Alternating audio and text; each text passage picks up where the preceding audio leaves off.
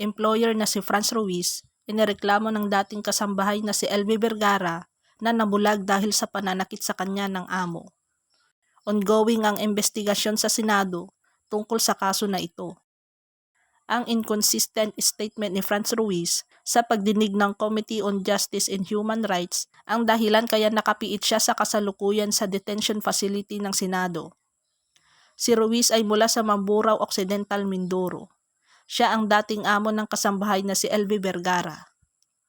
Nabulag at nasira ang mukha ni Vergara dahil sa pagmamaltrato ni Ruiz.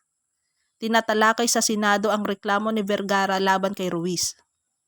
Si Senator Jinggoy Estrada ang naghain ng motion ng patawan ng contempt citation si Ruiz noong Martes, September 19, 2023 o ikatlong araw ng pagdinig ukol sa isyu ni Ruiz at Vergara.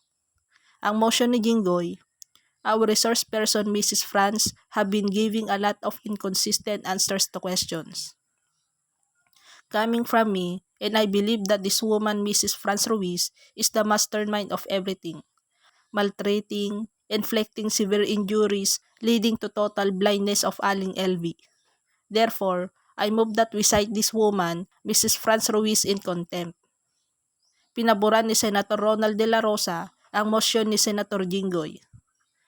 Nilagdaan ni Senator Francis Tolentino, chair ng Committee on Justice and Human Rights sa Senado, ang commitment order para ipiit si Ruiz sa detention facility ng Senado.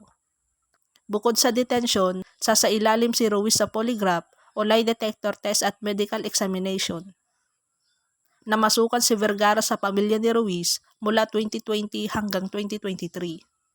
Sa loob ng panahong ito, naranasan umano ni Vergara ang physical, mental at emosyonal na pananakit sa kanya na naging dahilan para mabulag siya. Mariing pinabuluanan ito ng dating amo niya na si Ruiz. Isa si Estrada sa masugid na sumusubaybay at nag-iimbestiga sa kaso ni Vergara. Sa kanyang IG post ngayong Martes, inilabas ni Estrada ang saloobin tungkol sa malungkot na sinapit ng kawawang kasambahay. Nakapanlulumo po talaga ang sinapit na Aling LV sa kamay ng kanyang mga sadistang employers. At nakagagalit na sinangkalan nila ang mga inosente nilang mga tauhan kung totoo man ang salaysay ng mga titistigo para kay LV para lang mapagtakpan ang kanilang kalupitan. Naway ang ating ginagawang mga pagdinig ay magbigay daan upang makamtan ni Aling LV ang hustisya, maparusahan ng mga may kasalanan at makapag-akda tayo ng mas malawak na pulisya na tutugon sa pangangailangan ng ating mga kasambahay.